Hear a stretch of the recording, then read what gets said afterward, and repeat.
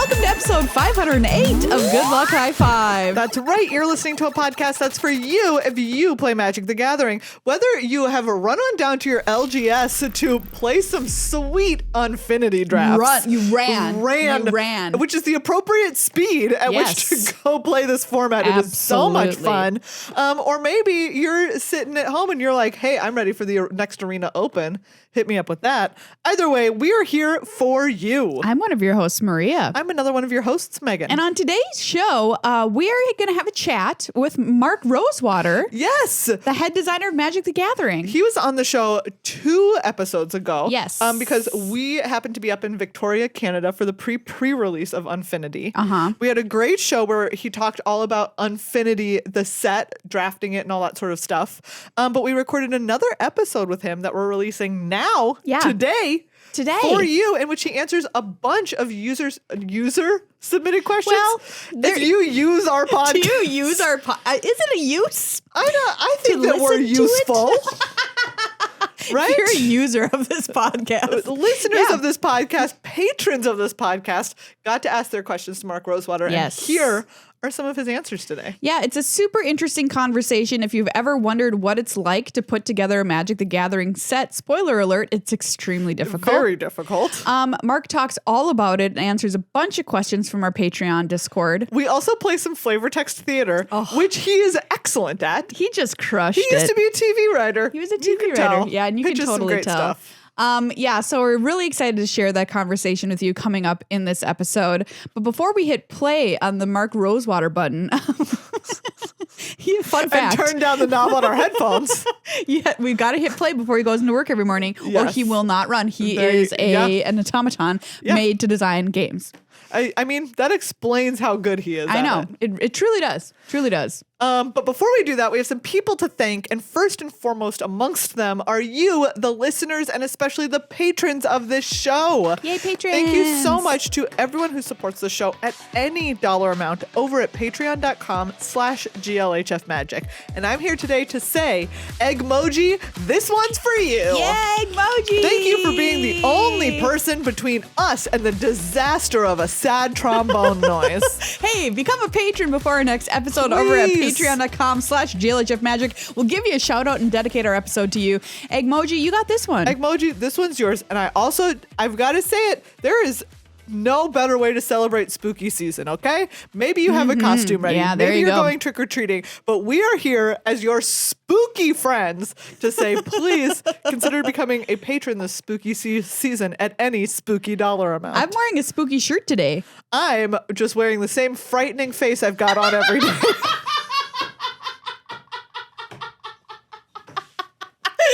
If I was drinking something, I would have spit it out.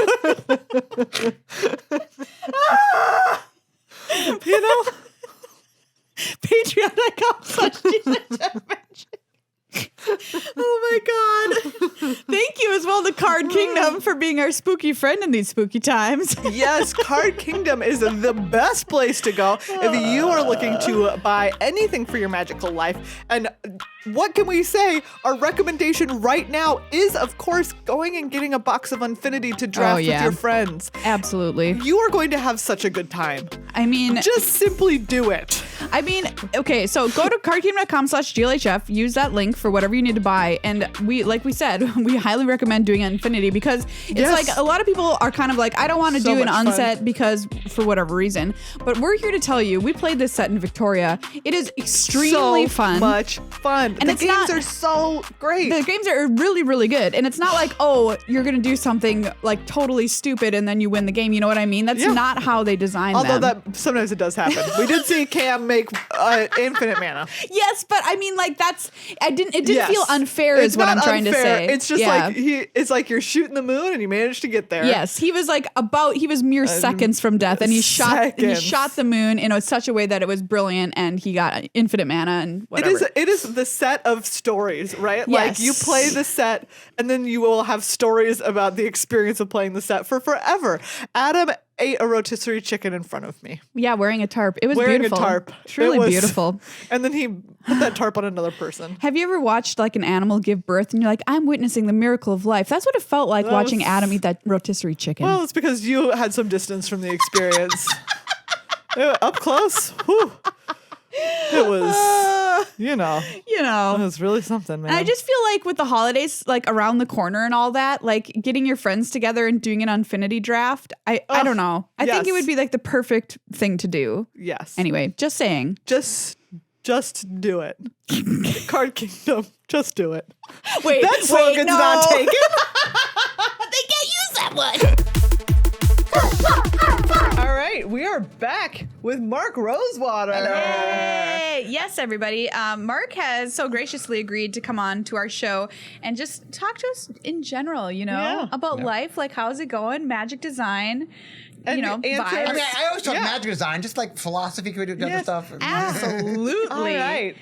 Last time we talked a little bit about if you believe in aliens. Yes. If you think that they're out there. Yeah, we'll get into more philosophical questions like that. Like why? Do you have a life philosophy, Mark? Speaking of philosophy. Do I have a life philosophy? Yeah, great question. I do. My life philosophy is try to make the world a better place. Oh, that's great.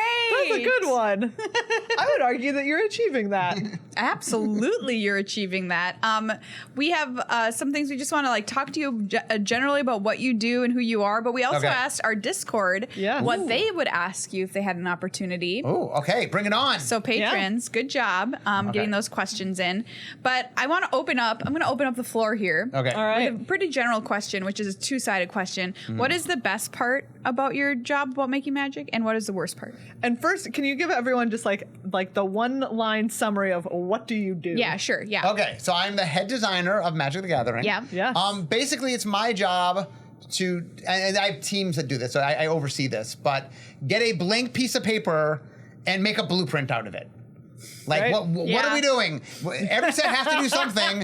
Get from nothing to something. What is the something? That's what I do. Okay, All great. right, amazing. And I do it a lot because we make a lot of magic sets. So Yes. You certainly do. All right, so on to the question. Okay. Best part about doing that, about making your blueprint from nothing, and the worst part, most challenging part, if you will. I think the best part is I love doing something that makes people so happy. Yeah. Like, it is really fun to just see people enjoying the thing that you do. That just, like, one of my favorite things is when things get released, is just going on and watching people interact and enjoy it. And so, like, seeing people enjoy what you spent all this time doing. That's probably my favorite thing. The thing I like least about it, there's two things, I guess. I'll list two things. Great. 2 for 1. Classic magic term. One is that there's something about pouring your heart in, doing something you're so excited about, and then having to sit on it for like 2 years is really hard, especially when people are constantly asking you to do it, and like that you've done it a lot of times. Like, can you do this? Oh, yeah, we could. Maybe one day do that. And then I know we've done it and it's coming. And so that, like, not being able to sort of say what you've done. I mean, eventually I can say it, and that's why I'm so excited when I can talk about stuff, because I've been waiting to talk about it for so long. Question, sorry to intercede. Yeah. How far in advance do you work? So what are you currently working on? What year? Okay, so to give you an idea how far ahead I work, so the main premiere sets have a code name, and the code names go in alphabetical order, and right now they're named after sports. Okay, so we have Dominaria United just came out. Yep. That was judo, and Brothers War is coming up. That is kayaking. Okay. Sport? Well, okay. I'm just kidding. Kayaking's a sport. Now you piss off the kayakers. All right. Okay. Everybody's gone. Everybody's gone. So right now I am on the vision design. I'm not leading it, but Eric Lauer is leading the vision design for Ultimate. And I am doing exploratory for vision. I'm not saying not exploratory for volleyball. And then we're just about to start what we call a seeds meeting, which is like a pre-exploratory thing for wrestling.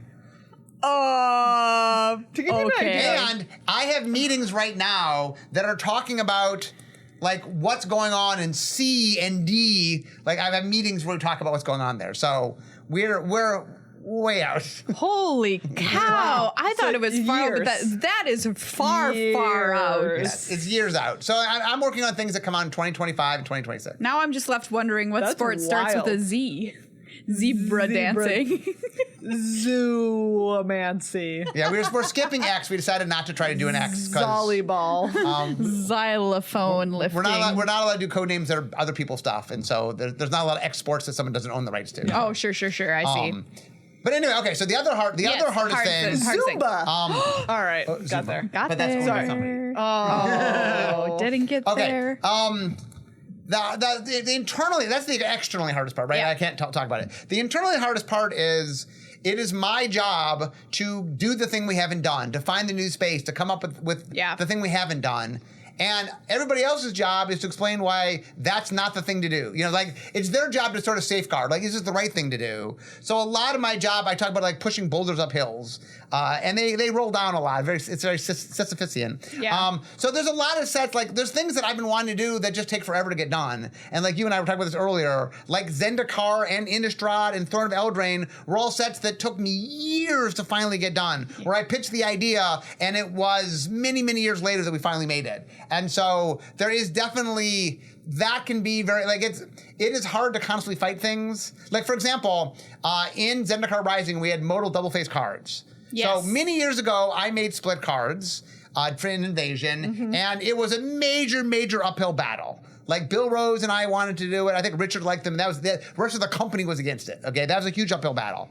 And then many years later, we did double-face cards in Innistrad, another set I ran. And just getting double-face cards made was another giant uphill battle. So I'm here doing Zendikar Rising. I'm like, okay, we've done split cards. We proved they were successful. We've done double-face cards. We've proved they're successful. I'm just combining them to do something, but we've proven the component pieces are successful. I should have no problem. I know. Like, Narrator, there was a problem. There was a problem.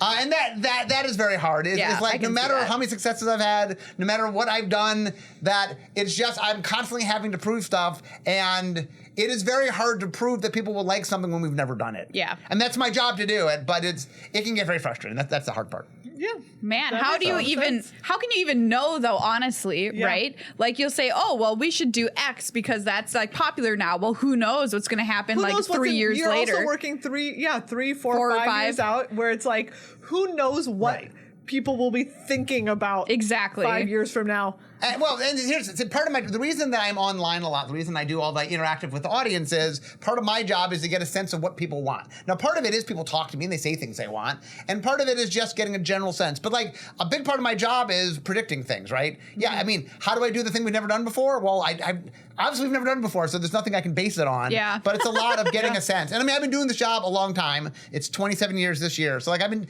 doing the job a long time. I have a very good intuitive sense. So. Anyway, that's it.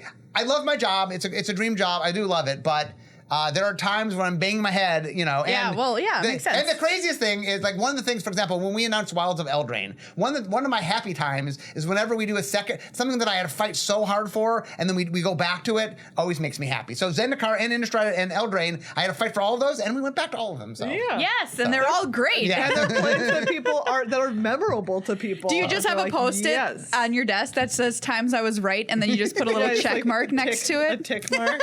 Okay. That would help me personally. Fantastic. All right, should we do a listener question. All right. Discord people, away, ask. Okay, do you have any puns that you've tried to get on cards and they didn't make it that you want to share with us? I can't remember them. The problem. You're very good at puns, everybody. Yes, Mark is excellent at puns. He'll just pun them. They'll just come out of him, like they just live in his veins. Yes, I like to pun. So in Unfinity, Ari Zarilnik was in charge of names and flavor text, and early on, I said to him, my goal was to get as many puns as possible into the set. And Ari was like, I will allow enough puns in the set, but I will keep you from having too many puns in the set.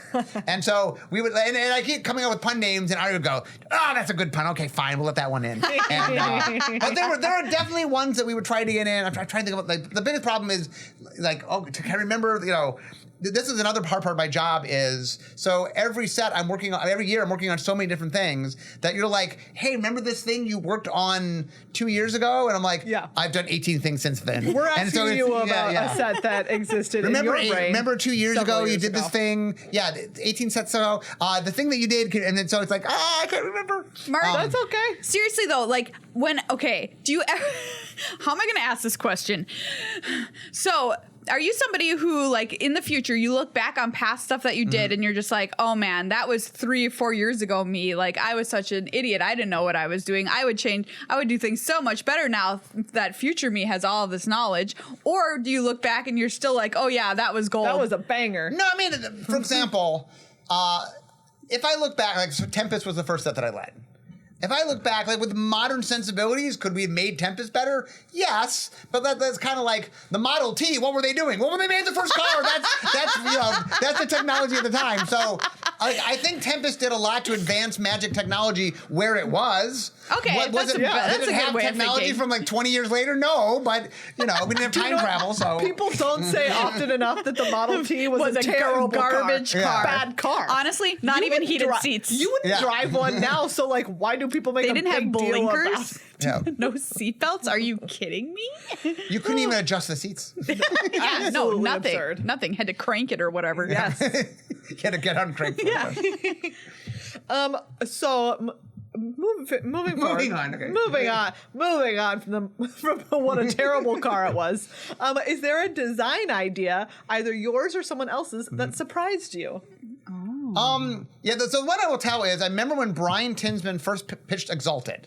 So Exalted is a mechanic that says if a creature attacks alone, then you give a +1/+1 boost to them. Yeah. When he first pitched Exalted, I thought it was just. I thought that no one would do it. Like, I thought that the hoop was just too small. And I remember being really against it and saying I just didn't think it was good. But the rule of thumb is you always play test with it. And the differential between what I thought of it before the first play test and what I thought of it after the first play test is the largest. Yeah, it was a large. Like, it was like I went from, oh my goodness, I can't believe we're doing this, to that was a really good mechanic. And that is, I have a pretty good sense. Like, one of the things is I'm pretty good at like seeing potential stuff just because that's my job. So normally I have a good sense of where I think a mechanical workout, and that's the one that just stuck. I had no confidence in it, and I played it once and was in love with it. So like it really had that differential that I don't see too often. So my gosh, you telling this story just makes me think like, okay, so in our jobs, basically, since we're our own bosses, nobody gets to tell us like, nope. Really, I mean, we just kind of do stuff and we do it how we want to do it. Someone out there should.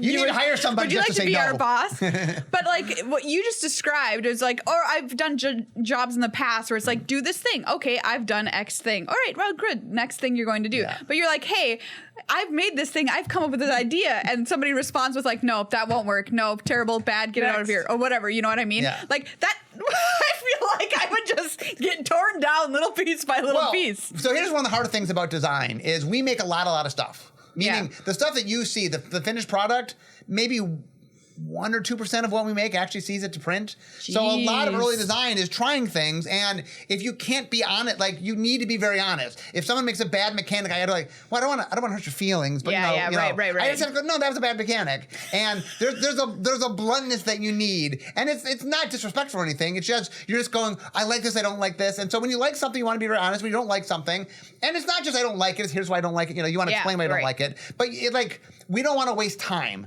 I don't want to spend 3 months working on mechanical. I don't personally like it, but I don't, we don't have that kind of time. Yeah. And what I've learned is when I've interacted with other parts of the company, they do not have quite the same, like we are bluntly honest of something. So like if someone makes a mechanic, what do you think of it? Oh, that is horrible. That was an unfun mechanic. We should remove that from that immediately.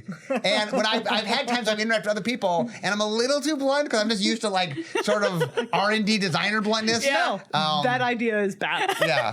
And so it doesn't go quite as well. I have to learn to like soft pedal, like, well, on second thought, I think there may be some ways to improve that, So.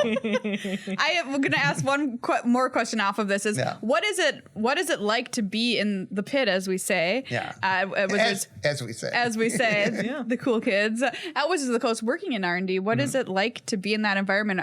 Do you talk a lot in your little area where you are? Yeah, so the way I always explain sort of being in, and when I say Magic R&D, I mean the sort of the design development. Studio X is the larger group now where everybody, like everybody that makes tabletop games is sort of in Studio X, or a big department. So I'm talking about the designers and developers, is that one of the interesting things about it is that it is kind of like, it was all the smartest kids in the room, all in the same, you know what I'm saying? Like, these are, everybody you're working with is just really, really smart. They knows games really, really well. They knows Magic really, really well. And that it is just, it's very humbling sometimes, like everybody knows everything, you know, and like anything, like there's somebody that's an expert on some particular thing. And a lot of what you learn about is understanding where your strengths lie and where other people's strengths lie and go, okay, I need some help on this thing. I'm way outclassed by so-and-so. I should go talk to so-and-so about it. And there's a lot of respect. And the other fun thing is we joke around and like we're constantly talking. And there's a lot of sort of, like I do a comic in my comic strip where I call it another day of R&D productivity wasted. Where like we're talking about like who would win in a basketball game, the Star Wars cast or the Lord of the Rings cast, you know, stuff like that. The Lord of the Rings cast, obviously. Not close. Or like, you know, if you could clone any of the 7 dwarfs to make an army out of any of the 7 dwarfs, which one would be the best one to pick? Grumpy. I chose Sneezy. Oh, yeah. Because it's chemical warfare. Wow. But anyway, Brutal. So we have a lot of fun. Oh, by the way, I just realized something. I wasn't trying to imply that people who aren't in design development aren't really smart. They are very smart. So No. It did not come across like that. No. That. You all remember when Mark called everyone else dumb? Well, we've lost all of our dumb listeners now, I guess. But anyway, it's really, I mean, it's very refreshing. The thing I've always really loved about this working at Wizards is just, I'm surrounded by, and it's not just the design developers, this is everybody who works there. Everybody's so good at their job. Everybody really knows what they're doing. Yeah. And it is just, you know, like whenever I have an idea, there's somebody there to make it, you know, better. And so no matter what we're doing, I can hand it off to somebody else and they're just going to make it better. And that's really exciting that, you know, like I always work on the early part of sets and then I get to come back and see them later on. And it's just fun to watch. Well, you took my pretty good idea and made it significantly better than that, you know. So that's always fun. Like it's a real Starfleet environment here. Yeah. Everybody's excellent at what they do. Everyone's great. All right. So these are kind of like the same questions. So I'm going to group them into one. Okay. So people are like, okay, like we went to Eldraine. Yes. And now we're going back to Eldraine, and Yeah. like we've explored space now and Unfinity. Yeah. So what is like an environment or a setting or an idea that you've wanted to explore for forever? And that you like, what's a fight coming up that you're like, I want to go to this place or explore this idea? I mean, there's a bunch of things that we haven't done that are on what we call our short list. Yeah. That we've talked about. You know, underwater world, sky world. I want to do a weather world. There's lots of different genres. World. I'm very interested. Yeah, in the weather world is just world. imagine a world. I mean, here's the funny thing. I pitched this a long time ago, and the idea was imagine weather's gone crazy. It's a world where it's the most extreme weather at all time. And then like, I'm like, wait, is that a little too realistic? reality. People go, sorry, I need to escape in my games. It's not escaping. Oh my God. So when we originally did Zendikar, I had originally pitched it as Weather World. And the idea was because it was land centered, right? Yeah. And so I'm like, oh, Weather World would go, like a lot of lands are good. And you can see anyway, but Weather World never happened. I heard Weather World was going to be the sequel to Water World, but the first one just wasn't good. Nobody liked Water World, so they're like, well, we don't want the rest of the series. We're not going to do Weather World. But pretty much, by the way, the other thing is I always look at different genres. I love doing sort of genre stuff. So on my blog, the running joke is we have to do. Romantic comedy world. Yeah, the rom-com world. Earlier today. We really want rom-com world. We were brainsoming some card names and ideas. Yes. I suggested Meet Cute being a mechanic. Yes. That was like some kind of banding sort of situation. Soul bond banding. Yeah, exactly. What did you say, Megan? Mine was, just the best friend is a creature, of course. Yep. Yeah. You know. Mine was afraid of commitments. Yeah. It was an aura that went on a creature and could only attack or block alone. Yeah. I love that idea. You know, we also, Maria and I are now going to push very hard for Murder Mystery World. Yep, We just want a good old fashion, like Clue, Agatha Christie, Murder Mystery World. I used to tease Markov that I wanted a set in the Blind Eternities all the time. Yep. To which I was told you can't set a set in a doorway. Listen, you're just not trying hard enough to imagine that doorway. That's my opinion. And yeah, so this is my other idea. Lots of mountains and lots of little goblin-y creatures on various speeders, and they race them around like the mountains in the air. So it's like a racing world? Like a dog racing, dog fight. That's what I mean. You want the pod racing. Pod racing planet, world. Yeah. Wait, I'm pretty sure that's just Kaladesh. Okay, never mind. I take it back. All right. Next question. What is your idea of a perfect card? Does it fit for a specific format, or does it fit for all formats? The perfect card? Perfect card. Well, the funny thing, I mean, we make a lot of cards. So the thing that I'm always happiest to make, like this is what I make. When I make a card where I go, I can't believe we haven't made this card before. Like you make the card and like, well, okay, let me search. Like we had to make this card before, and you do all the searches. Like we've never made this card before. Like those are really fun to find. Yeah, you find like it's just so simple and so obvious, and like how in 30 years have we not made this card? Those are the great finds. Do you ever worry that talking about this, that we've been doing this for 30 years? At some point, you're going to hit the wall. Do you think there's a wall? Is there a wall?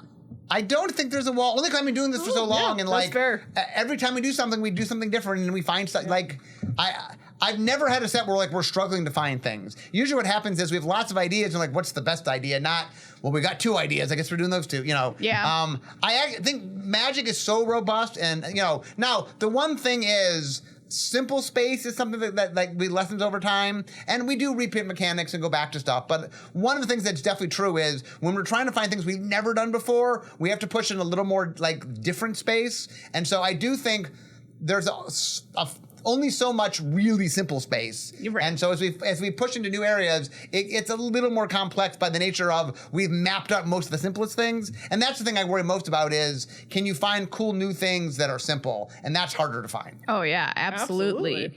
But we're big fans of the innovation that does end up happening in Magic and stuff. Even when you run into things that were an issue like a companion or whatever, we were still so happy that you were experimenting in that area and finding something new and cool. Even if it did have to be changed, but one of my little sayings is that the greatest risk to Magic is not taking risks.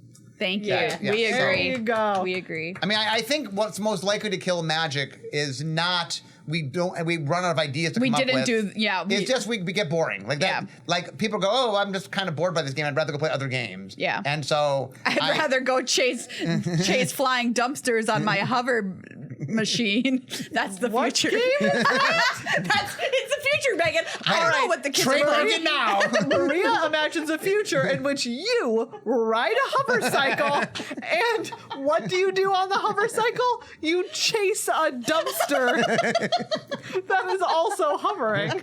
There's a lot of resources in this future. All right. You gotta go dumpster diving. I think what Maria understands is if you look at the metrics, trash is just growing with time. Yes. And at some point, thank you. At some point, we're gonna have to game the trash. So we have to gamify trash. Maria saw that. She's a head thinker. You're right. Maria's really a head I need Mark to write my resume over here. It's my job to justify everything that Maria says. Okay, thank you. What is your favorite mechanic you've come up with? Okay. I will divide into 2. I will say what I call tools and mechanics. Okay. Mechanics. How I divide up my boyfriend. Tool is a derivative to mean somebody who didn't do what they're supposed to do. So that's what Maria was talking about. Yes. Okay. So when we're talking about mechanics, it's sort of a named thing that always does the same thing every time, right? Flashback is probably my favorite mechanic that I created. Wait, can you tell us the story of how Flashback came to be? Because it's a good story. I can. So for 8 years, I was in charge of the feature matches in the Pro Tour. And I used to watch, I would head judge the feature matches, and I was watching a lot of matches because I was being there. And whenever a game would get lopsided where someone would get way ahead, just to make it fun to watch, I would think of abilities I could grant to the losing person to see if they could come back. Oh, that's great. So like, well, what if all their land could tap for 2 mana? Or what, I would come up with abilities. And one of the fun abilities was what if they could cast their spells out of their graveyard? And at some point I'm like, oh, that sounds fun. I should just make a mechanic for it. I just make a mechanic. So in Odyssey, I made Flashback. So that is my favorite mechanic that I've made. Yeah. As far as a tool that I've made, I have a tie. Okay. All right. And when I say about a tool, means there's a lot of things you can do with it. It's not a specific mechanic per se. It's something you do it with. And the 2 things that I've made that I've been very proud of, one is split cards. Which were originally made for Unglued 2, and then they didn't get made there when we put them in Invasion. Yeah. But just the idea of you have like the idea that you could change the frame, the idea that you could really rethink how you could do that, and that it doesn't just need to be a vertical split card. Cards were the first time that just didn't look like a normal Magic card. They looked different. And the other one is Hybrid Mana.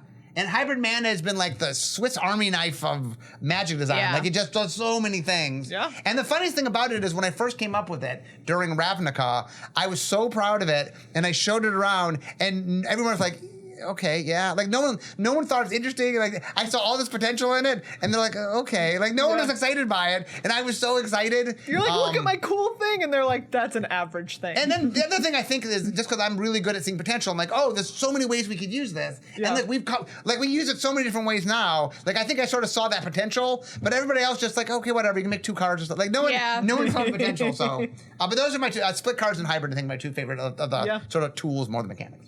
What about your favorite mechanic that someone else has come up with? My favorite mechanic that I didn't make. Let's see. What is my favorite mechanic? I think Convoke, which Richard Garfield made, is a really cool mechanic that I really like. I think that Cycling, which Richard also made, is a really neat mechanic that just has a lot of flexibility to it. Yeah. I don't know. I guess I'll say those 2. Yeah, I think go Richard Garfield. Yeah. Oh, by the way, I see a lot of potential, Richard Garfield. I think he's a good designer. Right? He might be good one day. You know what? Keep your eye on that maybe kid. That guy's going Not somewhere. enough people really see the potential in Richard Garfield, but I'm able to look ahead and so. Down the line. Speaking of like the tool kind of space that you're talking about, and Richard Garfield, we talk all the time about sagas and like what a we cool, love sagas. Like in terms of opening up something that wasn't there before. Well, the cool story like, of sagas is a good example how you do something and it doesn't work, but then you can repurpose it later.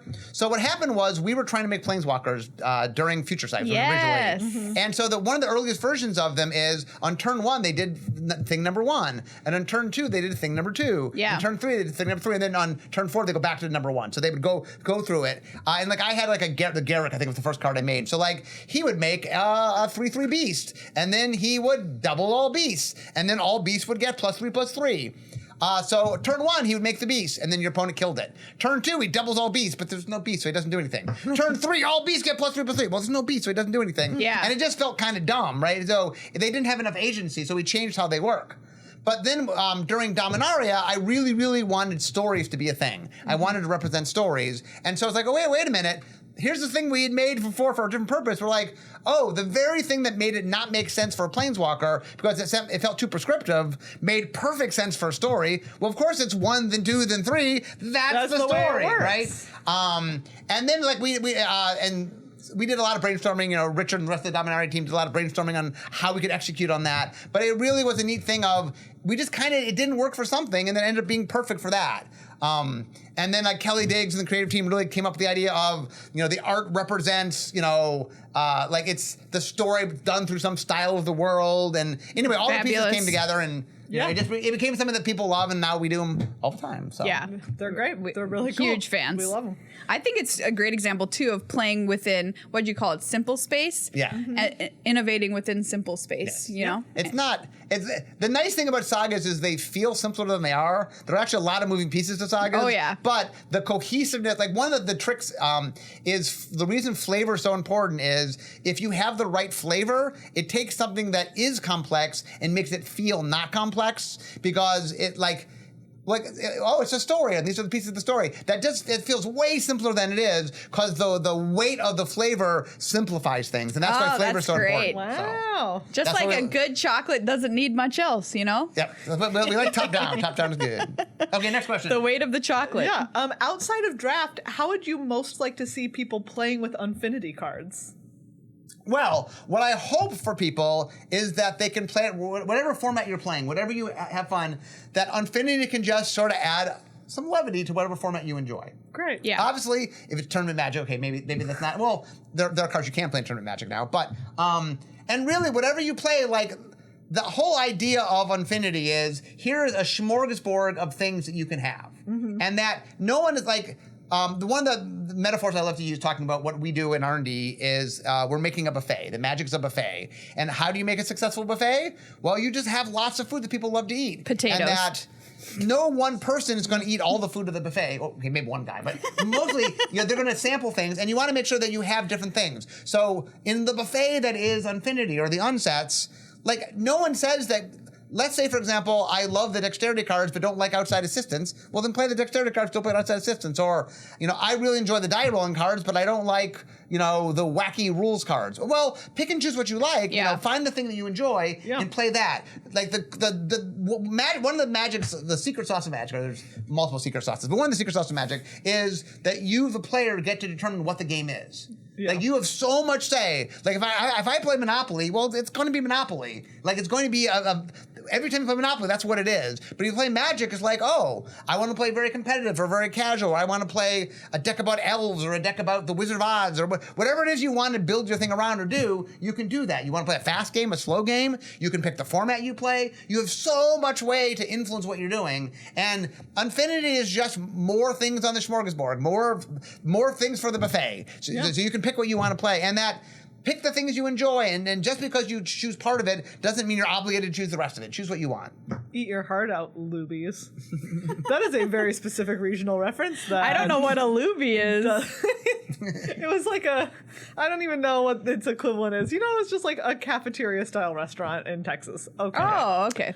Oh, okay. Someone had some comics questions for you. Some comics, okay. Yes, because like comic books. Yes, exactly. Because they know you like comic books. I do like comic books. Yes. So when did you get into reading comics? I started reading comics when I was pretty young. All right. I think my dad bought my first comic for me when I was 6 or something. Like, I was really, and then all through my youth, I read comics. And it's something I've done since I've been pretty little, and I to this day I read comics. I really enjoy. Yeah. It's a medium I enjoy, so it's a lot of fun. I read them digitally now, but so I don't actually page through paper anymore, but I do enjoy them. What are your 3 favorite, or some number of your favorite comic book storylines? My favorite comic book storylines. There is a run of Teen Titans that. What was the name of it? Basically, the premise of it is a bad guy manages to infiltrate the Teen Titans, and it was told over like 3 years. Jeez. And it was one of those things where they really carefully set up the story, so when the big kind of turn came in it, you just were so shocked and didn't see it coming, and it was really. It was one of the, I remember when it really sort of said what you can do with stories, how you can make people care in a way, and had this been something they'd done quickly or rushed through, it just wouldn't have the emotional impact.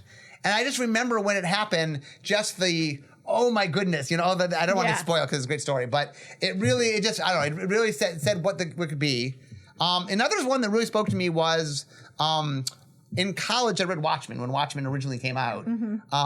And for those, now you just read the trade paperback, but at the time it came out every month it would come out. And then they started getting spaced apart because it was taking a while to write it, Alan Moore. And so the first one came out one month later, then it was like a month and a half, then it was like 2 months. And so there's this giant gap at the end. Wow. And one of the things is, I figured out, once again, I won't spoil it, but I figured out who did it.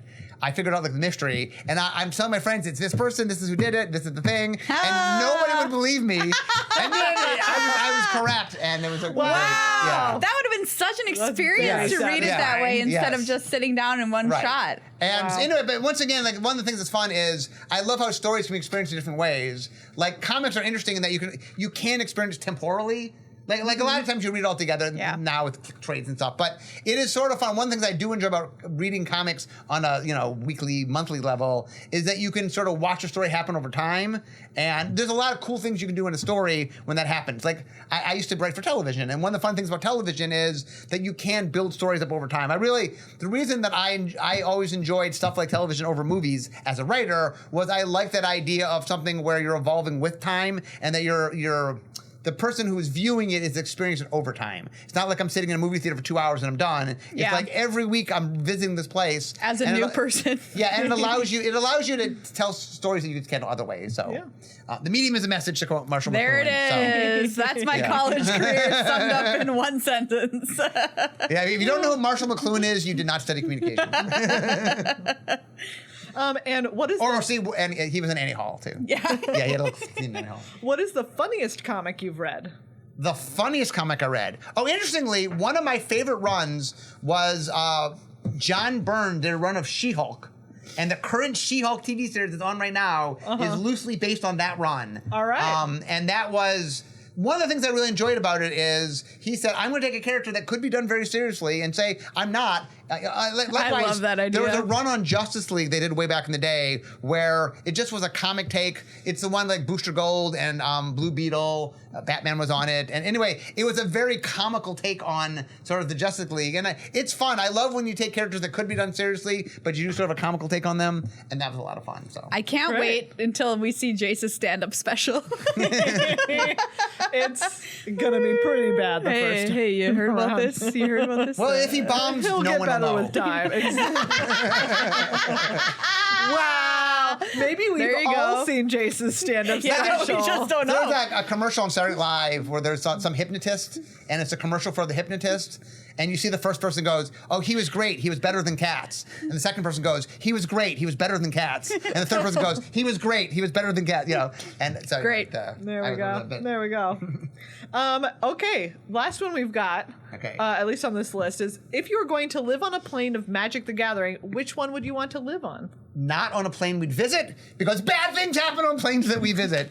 I want to be on that boring plane. They're like, we wouldn't want to visit that plane. Just somewhere out there. It's just sunny and plane. nice, and people are friendly, and no one eats you. Too bad, Mark. You can't dodge this question. Yeah, you have to it has to pick be a an plane we okay. visited. Plane. I would go to Unfinity and go to the Ashtratorium. Yeah, I'd be careful what great choice. rides I go on. There's certain rides I might not go on, but Yes. I would go to the Ashtratorium and win me a Johnny plushie. So Absolutely. Oh. Would you have this is a Maria question. Do you have a favorite playtest card name over the years? Oh, okay. I thought the question for her. It's a question for me from Yeah. her. From me to Maria you. Oh, from me to you. Oh, from you. Sorry. Okay. It's okay. Okay. We mixed ourselves Where's up. it going to? My favorite playtest name. Well, here's there was a running joke for a while in R&D that we for some reason way back in the day the French office did their own ban list separate from all the other offices of Wizards. Like just for people inside the office to play? Well, no. So this is way back in the day. We're talking like the early in the 94, 95. The French office would ban cards in France that weren't banned anywhere else. And the cards they banned tend to be cards where you were peeking at the top of your library. So for a while, we had this running joke that whenever we had a card that looked at the top of your library, we just called it Banned in France. And there's been a couple of those. Oh, great. Sometimes we have a name that we just think is funny, and then we keep using the name. But Banned in France, but there probably was 8 cards called Banned in France. So Fabulous. Great. And then looking forward to 2023, we asked you this off air, but I'm not asking you on air. Now on air. Dun, dun, dun. Dun, dun, dun. What are you most looking forward to next year? I'm excited about a lot of things next year. In fact, I led the vision design for Phyrexia All We On. I led the design for March of the Machines. I led the design for Lost Caverns of Ixalan. I was on the vision design team for Wilds of Eldraine, and I was on the vision design team for Lord of the Rings. So I was on a lot of the things that come out next year. But of all of them, the one I'm most excited for is March of the Machine, because it's one of those things when they got pitched to me originally, I'm like, I don't even know how we can do this. And it was a very crazy ask. And the fact that we did it is like once you see it, it is harder. I can't give it away yet, but I mean it's the kind of thing when someone said to me, like someone says, I want you to do this, you just go, yeah, that can't be done. But I didn't say that can't be done. I said, okay, how can we do this? Now I'm so excited. My number 2, my backup is Phyrexia All We Want. I love the Phyrexians. Yeah. Hopefully I'm not giving too much away. There's a lot of Phyrexians in the Phyrexia All We Want. What? Wait, hold on. And so it was very fun to sort of revisit the Phyrexians, and there's some things Phyrexians have done before, there's some things Phyrexians have never done, and trying to find the mix of do cool Fall things in with love. Phyrexians. So anyway, The rom-com Phyrexian set. Well, we're combining it. Because they're all becoming one because they're getting married. Because they're all in love, joining the Great Link. Yeah. Anyway. Okay, fabulous. Yeah. Thank you, listeners who wrote in with questions for Mark. Those were excellent questions. okay, do you guys have questions? Well, I asked you some. You did. I asked you some. My question would be, do we have enough time to play a quick flavor text theater? But of course. Excellent, because we should. We should. Can we crack one of those boosters from one of the Unfinity boosters for this? Let's do Is it. that acceptable? Is that Our our director has now thrown us some boosters. Do you mind what we open? Do you care which we open? Okay, all right. Okay. We got to do the collector booster then, right? Yeah, let's do it. So what we're going to do is we're going to crack open this collector booster of Unfinity, and Megan is going to explain what movie pitches are. Yes. So in this game of Flavor Text Theater movie pitches, Failed at this. we are each going to take a card and look at the name of the card and pitch you a film, an original, brand new film that has the film title of that card. Yeah. So I'm going to mix them all up here on the table. We're just going to randomly grab one. By the way, our token is a treasure or a clown robot in foil, which is great. And also, if it's like a weird name or something, you can throw pick it a back. new one. Yeah. Okay. I have one too. Okay. I would love to pitch you mine, everybody, but unfortunately I can't because it's X-rated. It's boing. So I'll try again. Here's mine. Mine is a murder mystery. But here's the twist of the murder mystery is that first everyone knows, like someone comes to town and is like, a crime has been committed, but you don't know what the crime is yet. You don't know who has been murdered. So first you have to find out who has been murdered, and then you must solve who the murderer is. So it's a classic like Agatha Christie style murder mystery where it's like maybe not all in one house, but it's like all in one small town. And so someone like rides into this town and is like, I happen to know for a fact that someone from this town has been murdered. It's a Tom Cruise joint, I think. And it's all there's mad panic as everyone is like, who was murdered? It's called An Incident Has Occurred. Oh, yes. That's so first, great. They're trying to figure out what was the incident that happened. Fabulous. Okay, I've got a movie here. This is an animated Pixar feature, Call Me, where it's about a community of birds, and they are constantly at war with the other animals that live in the forest with them. And the birds are like the aerial assault team, like version. Like they're all really great at dive bombing the other animals and taking them out, and like the forest will be ours or whatever. And they're really encroaching on the worms who are coming into their territory. And they're like, come on, you've got to do this one, son. Like there's a little fat one, and his name is Timothy. Like, Timothy, go down and dive bomb your first, critter, and like make your parents proud. But what ends up happening, of course, is Timothy and one of the worms, like they become best friends, and he can't end up like killing him or whatever. Yeah. And they find out a better way to live in the forest, which is coexisting in bird gets the worm, because they understand each other. Yeah. The bird gets the worm. He gets it. Okay. What do you got? Mine is a thriller. Ooh, It's great. sort of a police thriller. There's a serial killer on the loose.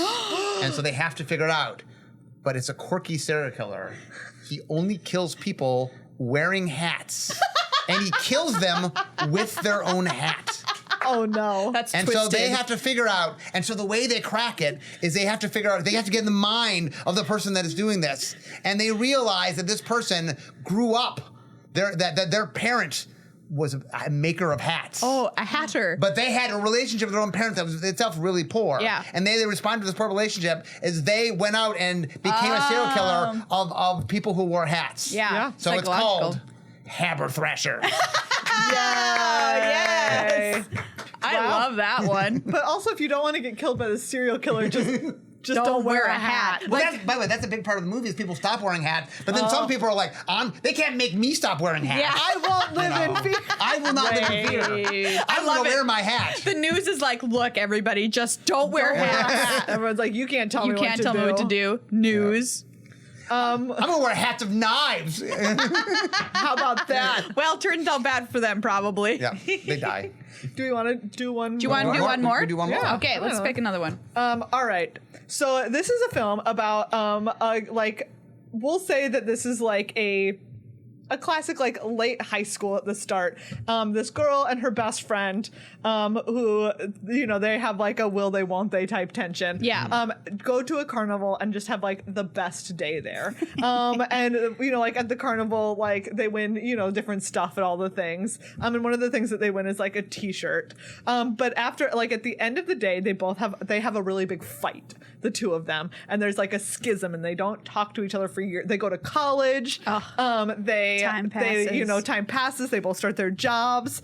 And one day this woman is like looking in her dresser drawer and she finds this shirt that is from that carnival. And she kind of has like a moment of nostalgia and is like, oh, I feel like I miss my friend. I miss, obviously I have all these adult responsibilities now and I miss the feeling of just being a kid.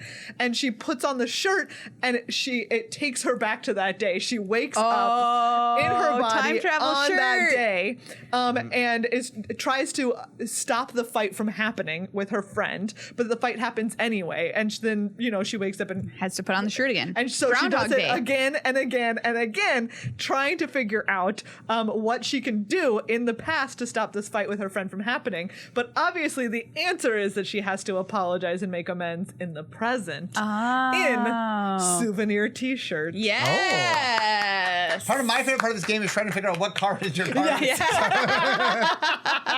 That's a great one. I would watch that for sure. I feel pretty good about that pitch. It's like a little bit 13 going on 30. Yeah, a little bit Groundhog Day. A little bit Groundhog Day. Yeah. All right.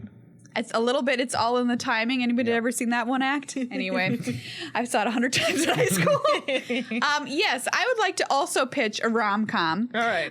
This is about a woman who is, of course, looking for Mr. Right, but in all the wrong places. So what she does is goes to the local fair to a fortune teller, as you do in this situation, to find out what she should do.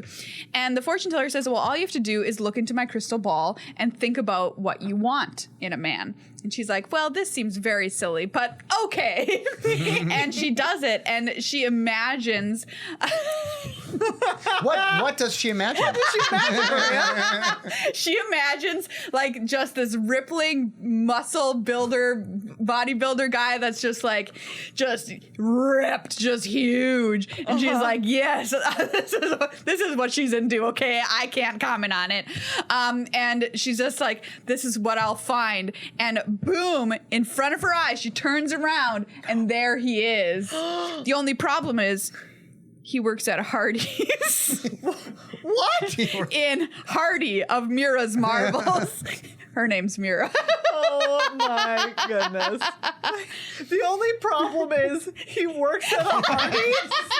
Why is that a problem? I didn't see that turn. That first act turn.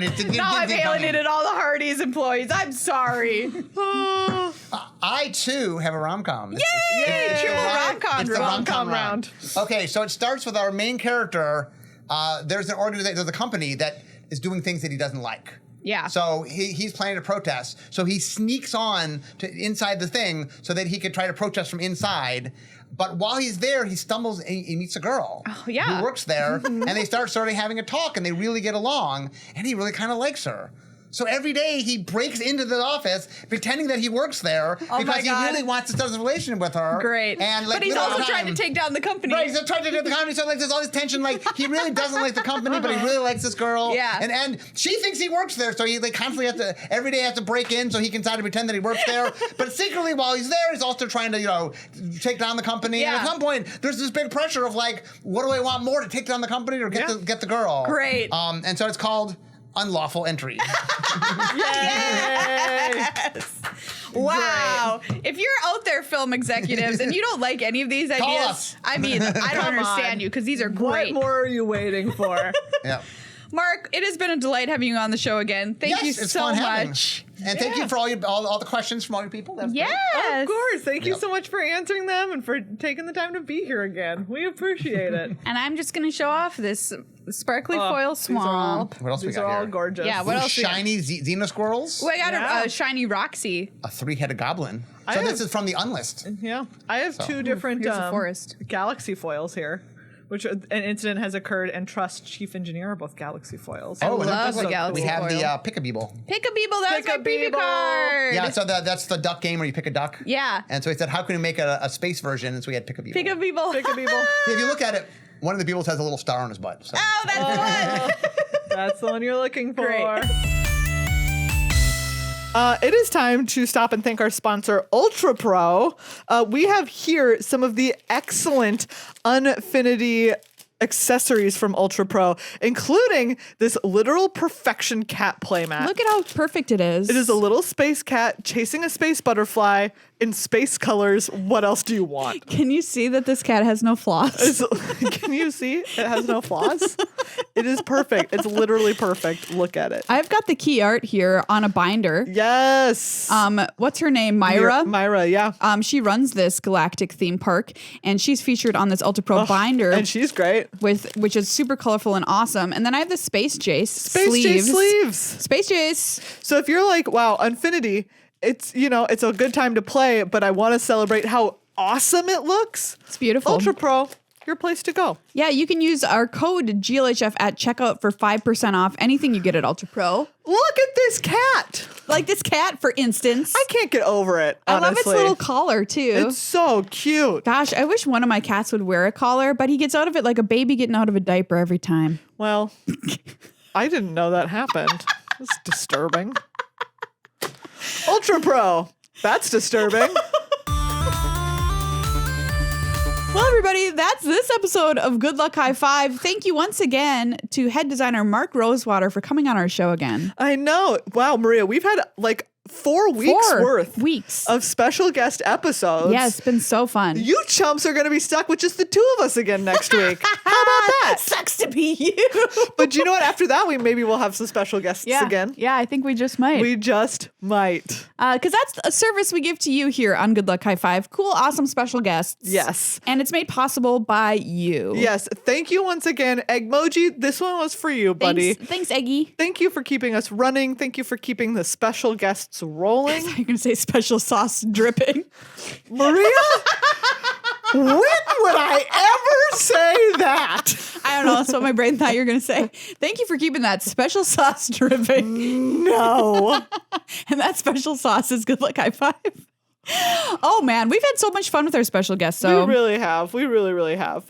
What a delight. But you know what? Next week, a little preview of what's happening at the World Championships. Oh, man. Because those are just around the corner. The World Championship. Wow. That's in person again. In person. In person. Yeah. Unbelievable. I'm going to have a meltdown. We're going to be in Vegas, everybody. So if you see us there, come on over if we're not in the middle of working to give us a high five. We would love that. I am very excited to see people once again. Yeah, me too. What a thing. We'll be masked, but maybe you'll recognize us. Yes. My mask will be very big and very thorough. Meghan will have the most thorough mask in all of Vegas. It's going to be a very thorough masking. But we'll be around. We'll be around mostly over at the World Championship part of the building. But, you might see us straggling around. Exactly. The craps Hopefully table. We'll see you there. Yeah.